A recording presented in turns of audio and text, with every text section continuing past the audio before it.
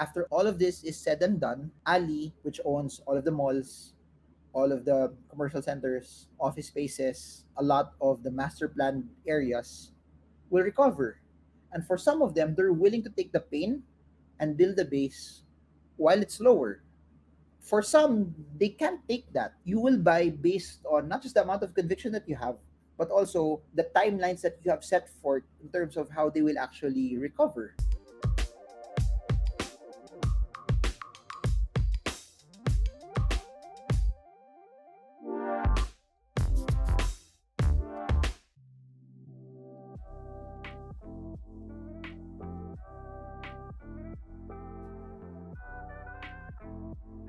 It's so interesting that when the peso devalued, please do note that one of the reasons why also that the Philippine market is down, it's not just inflation also, but if you compare the peso versus the US dollar from lower 50s, we've hit the higher end, close to 60. Of course, you have high inflation and you have interest rates going up. The stock market went down, and Ali went as of last Friday, it went 28, 29, closing near the 30 mark. What's interesting is that, and I think this is the main difference between stocks and crypto, is that for stocks, there's a tangible business that's actually going on versus crypto, either analyzing it from commodity like Bitcoin, a store of value, or a piece of technology, a smart contract like Ethereum. But for stocks, you get to see it from a business perspective. What will all differ between all of us is time frames. There will be people who will look at either Ali or Converge. The price is down, but my timeline is somewhat longer. After all of this is said and done, Ali, which owns all of the malls,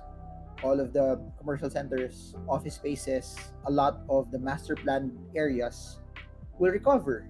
And for some of them, they're willing to take the pain and build the base while it's lower.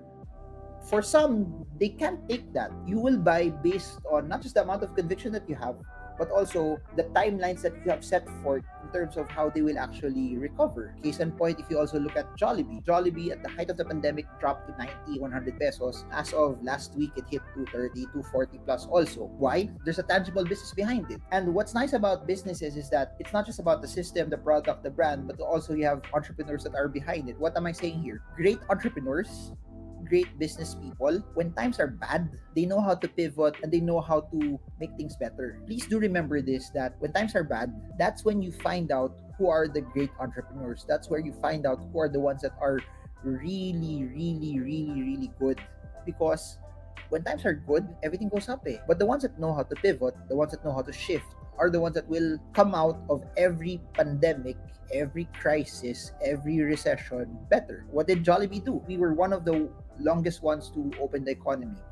So what did they do? They stopped the bleeding, closed some of the Jollibee stores, pivoted online. But not just that, I'm sure you all know this, especially for those that are based overseas. Europe, North America, they opened their economy earlier, faster. A lot of them earlier already were eating out. And Jollibee saw that. That's why they opened more stores in North America.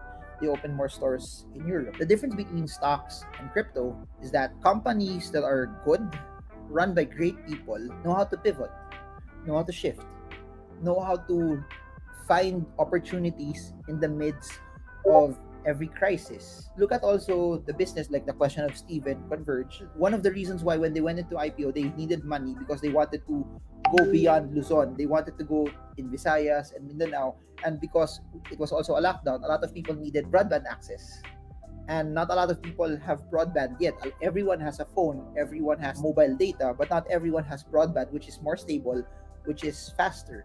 And because it's such a green market, Globe can earn a lot from broadband, PLDT can earn a lot from broadband, and Converge can also earn a lot from broadband.